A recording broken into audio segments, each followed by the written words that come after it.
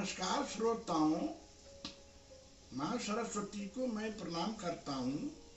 श्याम किशोर पांडे शास्त्री, आप सुनिए कि बच्चों में संस्कार कैसे डालें, अर्थात गर्भ से ही बच्चों में संस्कार डालने का क्या तरीका है।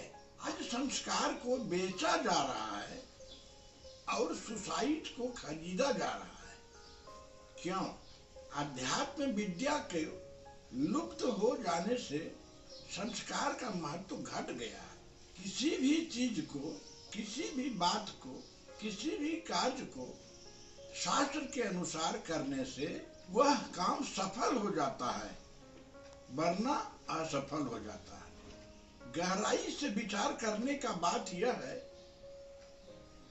आज बच्चे में इतने संस्कार की कमी कैसे हो गई है कि थोड़ा सा भी कोई प्रॉब्लम आने पर वे आत्महत्या करने को तैयार हो जाते हैं, परिवार से बिछुड़ जाते हैं, बाहर भाग कर चले जाते हैं, किसी भी बात को सुनना नहीं चाहते हैं, धर्म में उनका कोई रुचि नहीं रहता है। कि ये समस्या इतना कहां से आ रहा है, इस पर विचार करने का जरूरत है। शास्त्र के अनुसार पहला कदम शिलान्यास है। शिलान्यास का मतलब होता है जड़। अगर जड़ को मजबूती से बनाया जाएगा तभी तो उसका मंदिर या भवन मजबूत बन सकेगा। शिलान्यास के अंदर नाग, नागिन, कच्छप, बराह, मीन, अनेकों नदियों के पानी, अनेकों स्थान के मिट्टी, अनेकों प्रकार के लकड़ी, सम्मी, पलाश उसमें डाला जाता है, इसलिए कि किसी भी तरह का बाधा, प्रॉब्लम ना आए और ये भवन बहुत अच्छा ढंग से तैयार हो जाए। बस यही बात, यही सच्चाई आपको बच्चों में भी डालना है।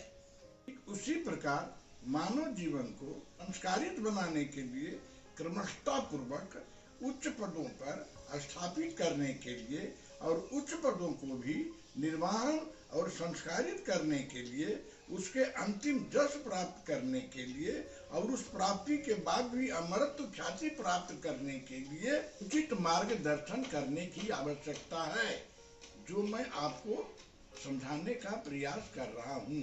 आपके वंश में नारद जी, भृगु ऋषि, भार्गव ऋषि और बड़े बड़े महात्मा जैसे विश्वामित्र, वशिष्ठ मुनि, विश्वेश्वरमा मुनि, लाल बहादुर शास्त्री, राजेंद्र प्रसाद, अब्दुल कलाम, भगत सिंह जैसे पुत्र पैदा हो सकें। इस बात को अगर आप गहराई से समझ लेते हैं और विचार करते हैं और व्यवस्था करते हैं, फिर आपको सफलता प्राप्त होगा।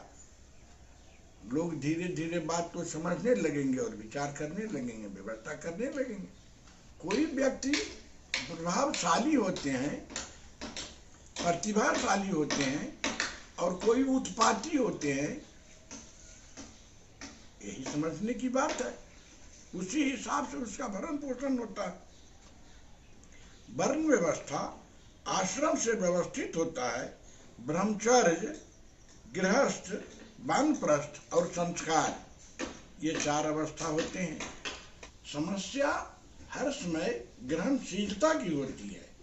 ग्रहणशीलता पैदा करने के लिए प्रयासरत होना पड़ता है। जब आप प्रयासरत होंगे और उसमें आपको अगर सफलता मिल जाता है तो निश्चित है कि आपको सफल होंगे।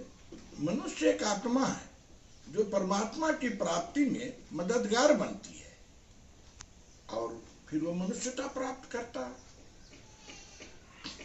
संस्कार ही मनुष्य जाति के संस्कार को अपनी कोमलता से परिभाषित करती है और वह एक फूल के समान कोमल है और यह वह फूल है जिसके सौरभ से मानवता चेतना प्राप्त करती है। फिर सारा प्रॉब्लम सोल्व हो जाता है। कोमलता से ही प्रेम प्रस्फुटित होता है और प्रेम से समाधि उत्पन्न होता है और समाधि से ब्रह्म ज्ञान की प्राप्ति होती है। फिर आगे हम आपको दूसरे अध्याय में मिलते हैं। तब तक के लिए नमस्कार।